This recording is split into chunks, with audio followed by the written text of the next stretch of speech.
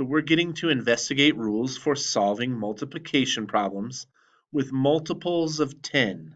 So I think we know some rules for multiplying by 10.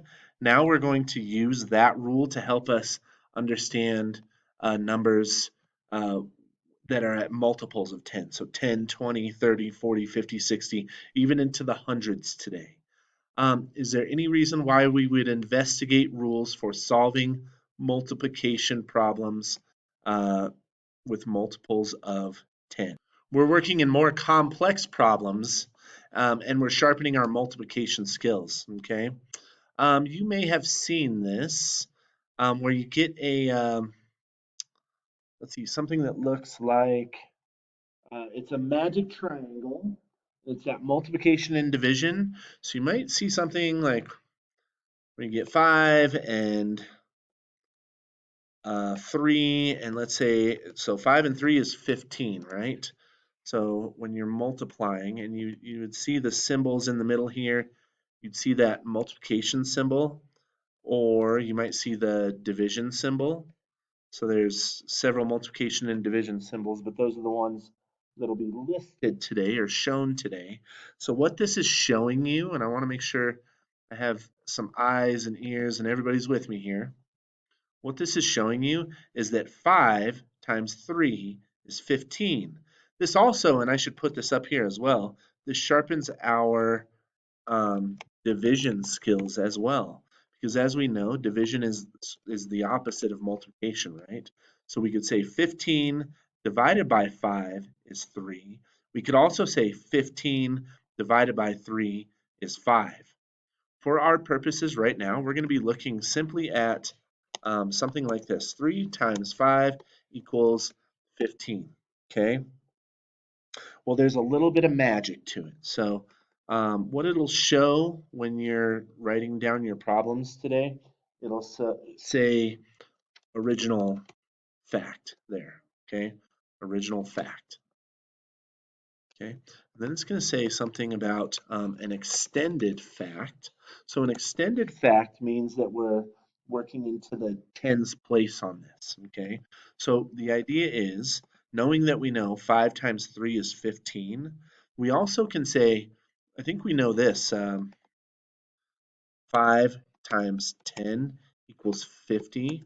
Hopefully, I think you worked in that where when you multiply by just the 1 and the 10, it's 5 times 1 is 5 in the tens place, or 50, and then you just throw that 0 on. Sometimes, and I never say add 0, you're not adding 0. What you're doing is you're placing the 0 from, see, I want to highlight this.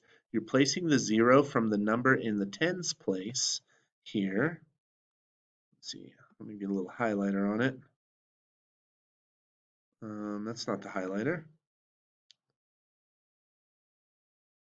Okay, so I'm gonna undo that little mark there. But just the idea that 5 times 10 is 50. Okay, so it applies in the same way here. When you get that extended fact, you might see it as 50 times 3, or I should do it since we did it the other way, 30 times 5. So it's the same kind of idea as we've done here. You do the 3 times 5 is 15, and then you have that 0, which you take away and then replace on the end of that number. So that would be the first extended fact. And the second way you would be looking at this with extended facts, I think it will say, yep. So you might see it be 30, let's see, 30 times 50. So in this sense, once again, we have the 3 times 5 is 15. But since you have two zeros, one here and one here, you would place two zeros on the end of the product in this case. See, I do know my highlighter here, so I want to make sure that you see what I'm working on here with my zeros. Ooh, that's a big highlighter. Let's see. Let me see if I can make it a little smaller. There we go. I kind of like that better. So with two zeros, you place two zeros on the end. Okay, just like you were to. Oh no, don't do that. just like you were to have the 1, 0 and the 1, 0 in this case. Another way to look at that extended fact, a third way that you might look at it today, is extended. So it might be 300 times 5. So once again, we have that 3 times 5 math fact, which is 15. But since we have the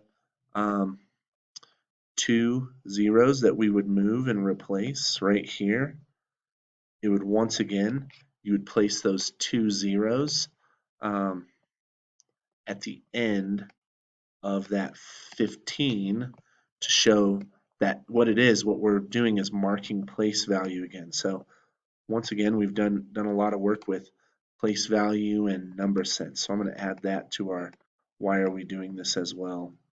Let's see, how about I'll put place value and number sense is what we're increasing here.